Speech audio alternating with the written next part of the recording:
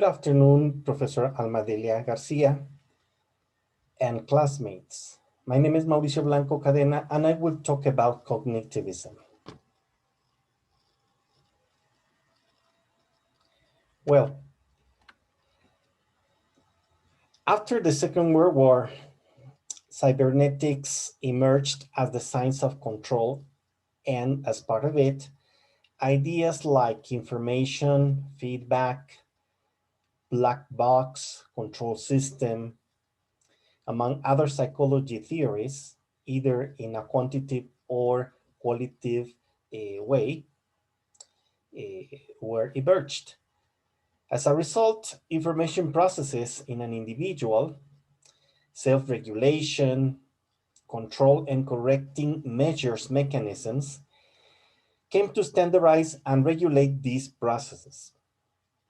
In fact, Ulrich Neisser brought up the idea of an active mind in an individual in the cognitive process with the term cognitive psychology in his book, Cognitive Psychology, and with the idea of an active mind in an individual. But what does cognitive psychology refer to? Well, firstly, it is important to say that after behaviorism theory, which was involved with the idea that behaviors are acquired through conditioning, cognitive psychology relates to the study of internal mental processes and argues that an individual has an active mind within cognitive processes such as memory, attention, selection of information, processing information, solving problems, reasoning, among others. In few words, psychology is the science of functioning of the mind. Something that contributed to the understanding of cognitive psychology was the following assumption by Kelly in 1971. First, people anticipate events called personal constructs, which are assumption of construction. Second, people fluctuate from these personal construct assumptions, which is called the assumption of individual differences. Three, there is a previous individual order of these personal constructs, which is the organization assumptions. Four, in this cognitive system, there is an assumption of dichotomy, which means that two opposing ideas, for example, black and white, clean and dirty, etc. Five, in the construction of the assumption dichotomy, there is an assumption of selection, which is the selection according to the greater usability. Six, according to the assumption of selection, there should be always an assumption of application scope. Seven, this cognitive system would imply to be valued depending on the experience assumption. 8, the variability of the cognitive system would be limited by the modulation assumption due to it restricts the creation of constructs. 9, there is also a fragmentation assumption, which indicates the idea of building building constructs independent from agreement or disagreement from others. 10,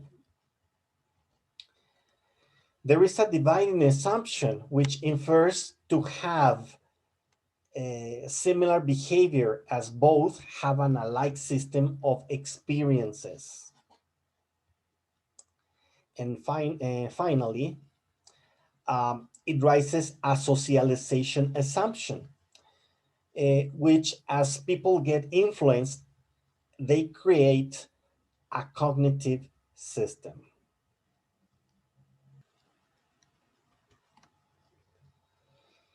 Building from the idea of a dynamic character, experiences gained an internal compliance which is greater. I attach the main assumptions of cognitivism next. One, an individual is an independent active system seeking information, collecting experience, building experience in their cognitive system. Number two, experience constitute constant process of integration and generalization of knowledge.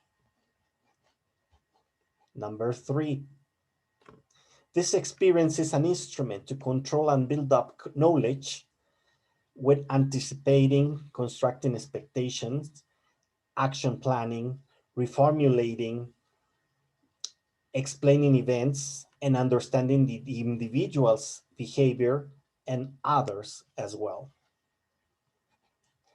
Four, this experience is not necessarily logically built, but openly depending on the individual's cognitive system. Five, this cognitive system changes over time and experience coming from projects, visions, aims, ideals, objectives, etc. Six, this cognitive system depends deeply on an internal affective and motivating mechanism to build it in. Seven, although human actions have a rational character, they follow a normative models, which depend on an individual convictions and criteria. Eight, in order to improve the structure of experience, there should be a balance between diversity and extending information resources.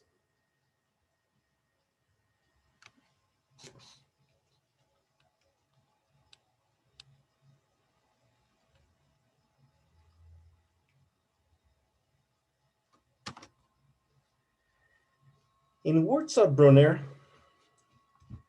I can say that a learner is capable to generate new knowledge and go beyond to obtain information.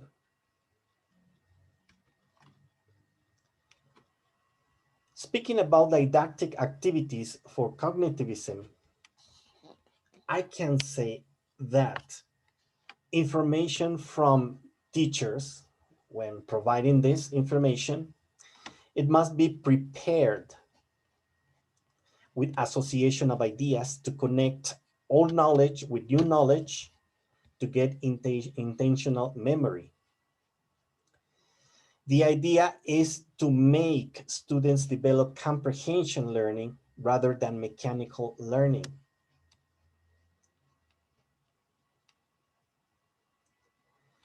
It would mean to learn by contextual knowledge. Context would imply much more than just mechanical activities. To adjust the teaching, providing feedback among students and monitoring would be a very important tool for didactic activities.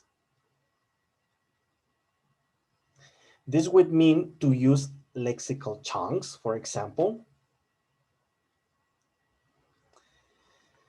Then to make learners store, organize materials, acquire knowledge, and make new knowledge, would be the duty to be followed.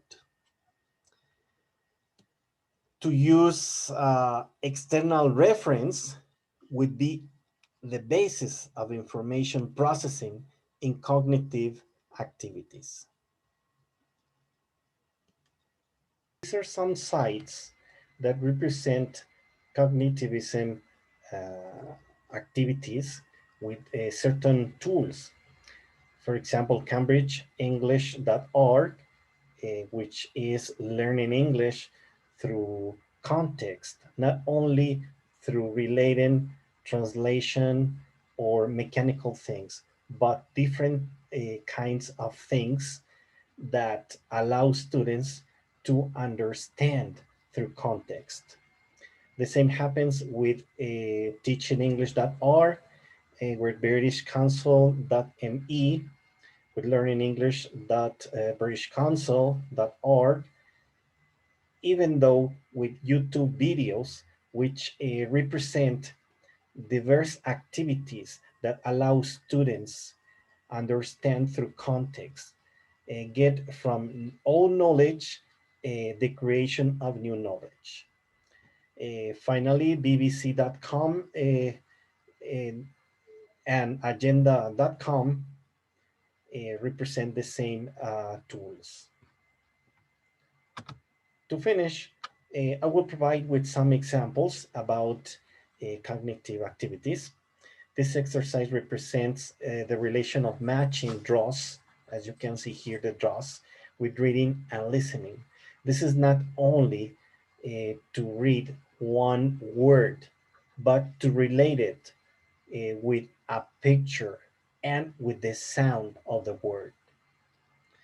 And on the other side, you can see the same exercise, but through context. This sentence is, this holds your trousers up. It goes around your waist. So this is a definition, and it implies to make students understand what the definition of the item that you can see. In the following example, number 2, you can see that the idea is to make students develop comprehension, learning, and develop it. This can be through discussion, like asking a question, do you have an accessory that is special in some way? And then to express about it would imply to make students learn new knowledge from old knowledge. And finally, in the example number 3, students will have to will have to organize materials, acquire knowledge, and make new knowledge. For example, first, they will be asked to describe the picture, okay, about firefighter, what it does, what time it gets, the person gets up, um, what they think about that person, if they would like to have this job or not. So all this information will be helpful for the student to become aware of the knowledge they have and to build it through all these qualifications. Finally, I have here the references that I used in order to get more information about it if you wish. Thank you very much for listening and have a very good day.